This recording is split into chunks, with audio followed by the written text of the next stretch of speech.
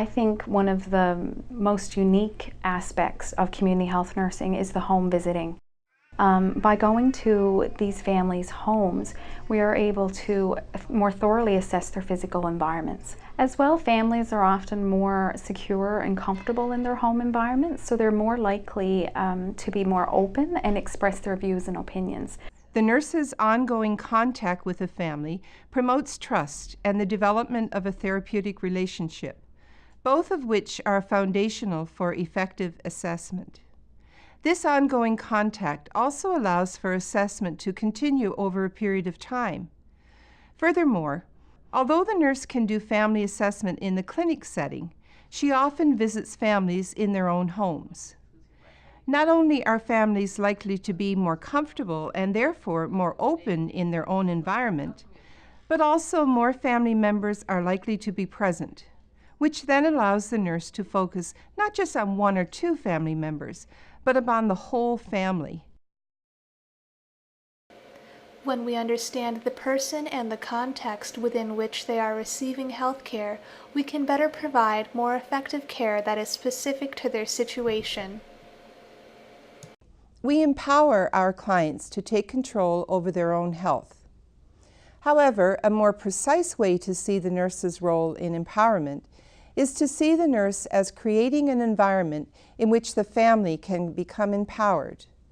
The nurse can create that environment by responding to a family's identified needs and concerns, promoting the family's success, for example in mobilizing resources, having and expressing a positive stance towards the family, and promoting an atmosphere of joint responsibility for acting to impact on the health of the family.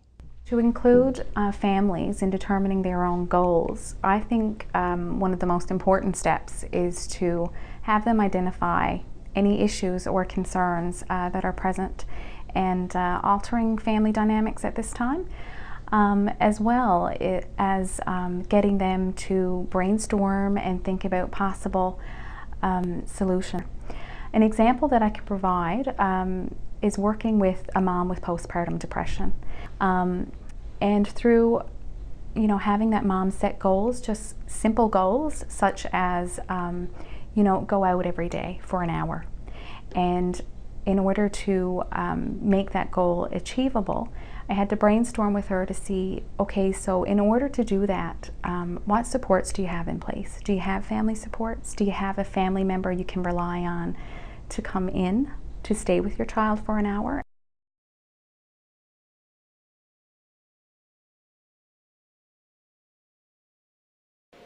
One of the most important factors within this context is cultural values and the importance they hold for the individual.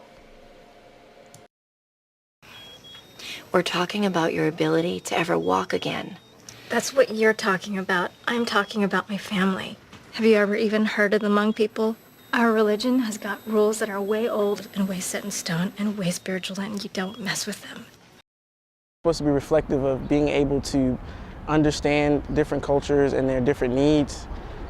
But as I've gone through nursing, I think it's a lot more than just understanding the culture needs and being competent in understanding what cultures do certain things. The thing that you try to focus most on in cultural competency is providing the basic needs for each individual and not just see them as a culture, but providing the healthcare as to that individual in the manner and the need that they feel is best suited for them to, for their complete and overall wellness.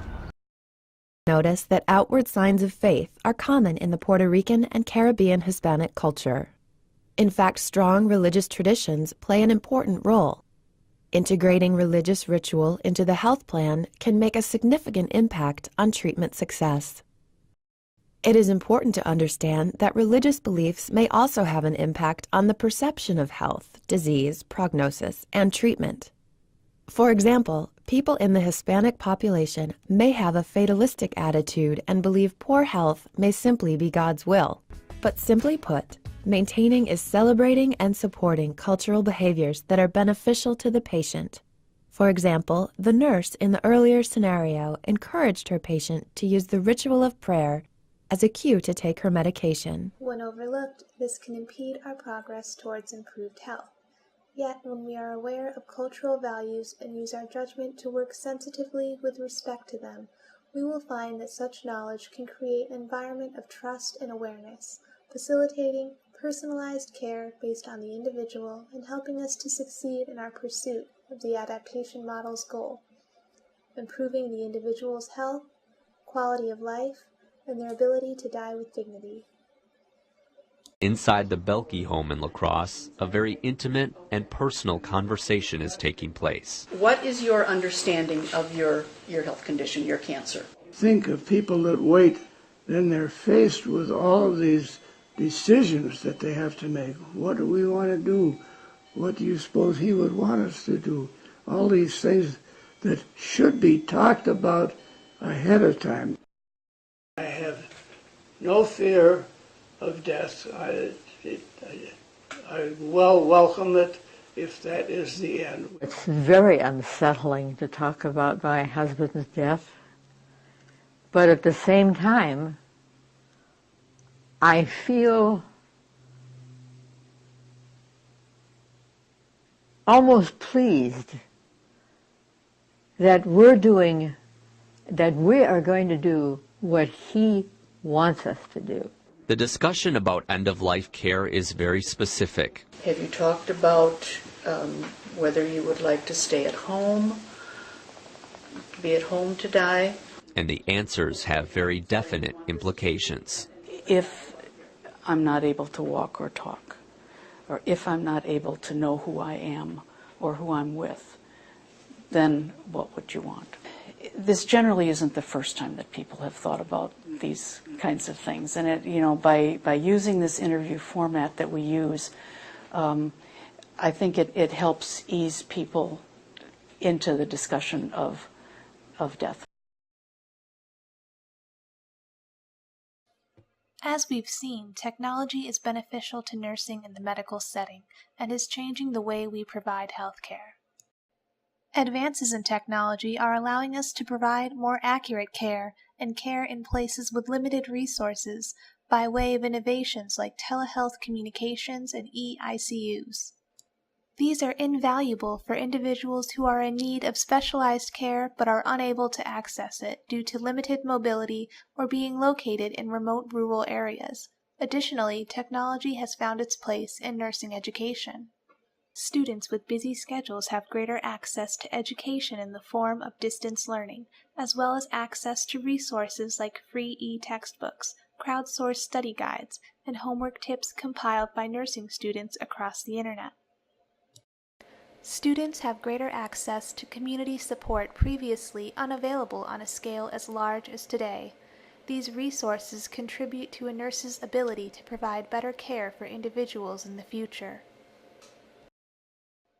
The Roy adaptation model allows for such technological changes when it comes to assessing and responding to factors relevant to an individual's condition.